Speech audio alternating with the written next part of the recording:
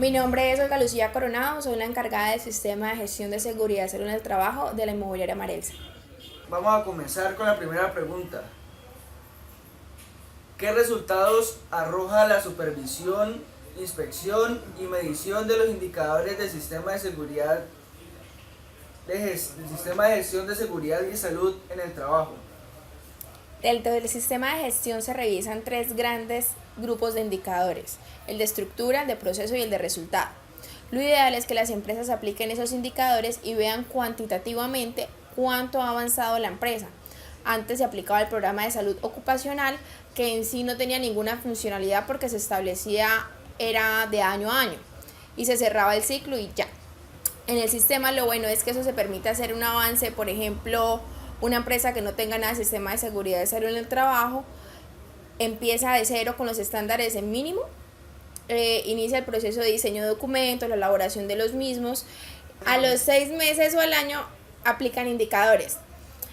¿Qué me dan esos indicadores? De cobertura, de cumplimiento de actividades, de cumplimiento de requisitos legales, de medir la prevalencia de accidentes, de medir incidencias. Por ejemplo, entonces cuando yo superviso, que los aplico, es cuando realmente estoy llevando a cabo el ciclo PHBA, que es planear, hacer, verificar y actuar. Si yo no estoy pendiente de medir eso que llevo, por ejemplo, si tenía 10 actividades programadas en el sistema y solamente cumplí 5, dejé pasar el año o 2 años y no cumplí el resto de actividades y no miré nunca eso, entonces no voy a tener ninguna funcionalidad. Sin embargo, superviso si lo aplicamos, si nos damos cuenta que si se cumplieron o no, entonces eso me va a llevar a hacer unas acciones correctivas, preventivas o de mejoras. Bueno, vamos ahora con la siguiente pregunta. ¿De qué forma se evidencia que las acciones preventivas fueron aplicadas? ¿Cuáles son las más representativas? Actualmente se puede utilizar cualquier estrategia. Se hace un formato donde se muestren los hallazgos, ya sean físico, es decir, una foto, o si lo hacemos cualitativamente por medio de un documento. El formato lo que se establece, por ejemplo, es si yo hice una inspección de orden y aseo en la empresa y no se están usando bien los recipientes de disposición de basuras o los residuos, pero no hay un reporte de algún incidente, accidente o alguna enfermedad sobre esto, eso es una acción preventiva. Entonces, pues, ¿qué debo hacer? Ubicar los recipientes en los lugares establecidos, capacitar al personal para su buen uso, entonces ese es el hallazgo. Salen las correctivas de cada actividad que se realiza del sistema de gestión, ahí se va reportando cada observación de la persona que la persona de seguridad puede tener en cuenta. Bueno, continuamos con la siguiente pregunta. ¿Qué medidas correctivas aplica la empresa cuando se evidencia que las acciones preventivas son inadecuadas o dejan de ser eficaces?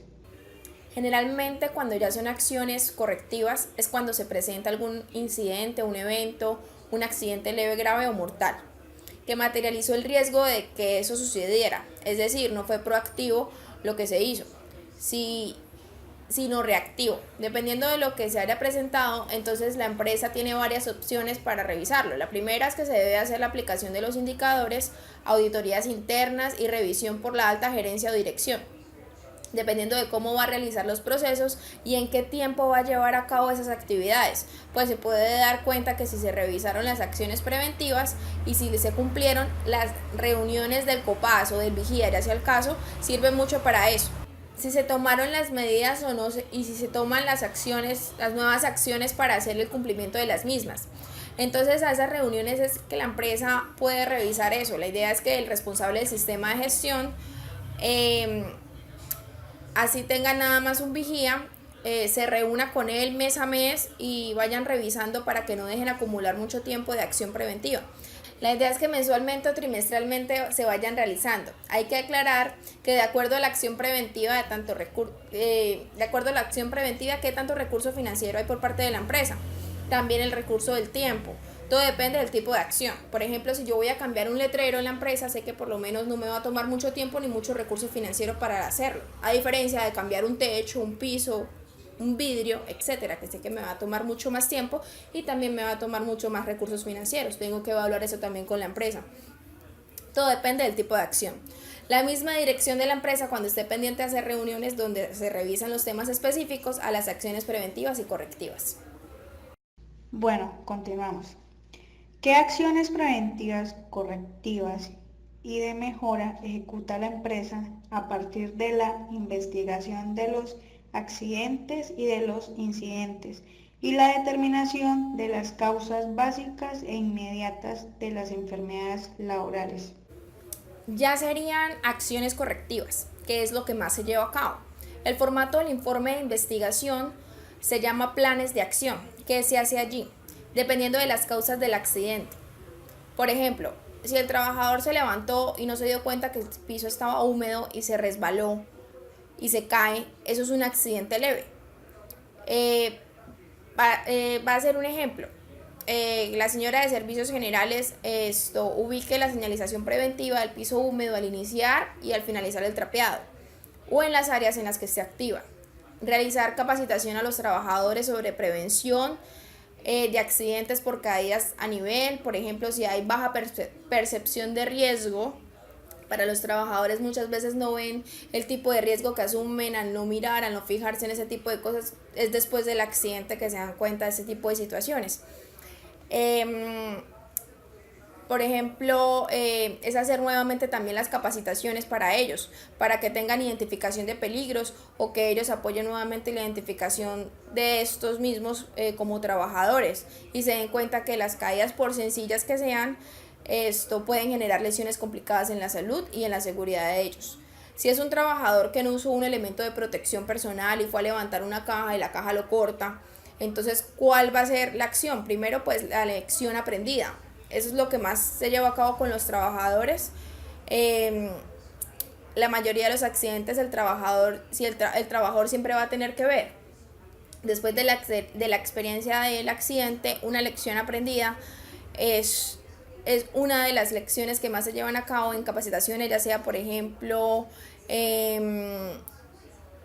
hacer un procedimiento de trabajo seguro o estándares de trabajo seguro, acondicionamiento físico, dependiendo del motivo del accidente y el efecto del accidente y sus causas. Recordemos que hay causas inmediatas y causas básicas. La primera son causas inmediatas, que son las causas inseguras, que directamente se pueden evidenciar en el suceso.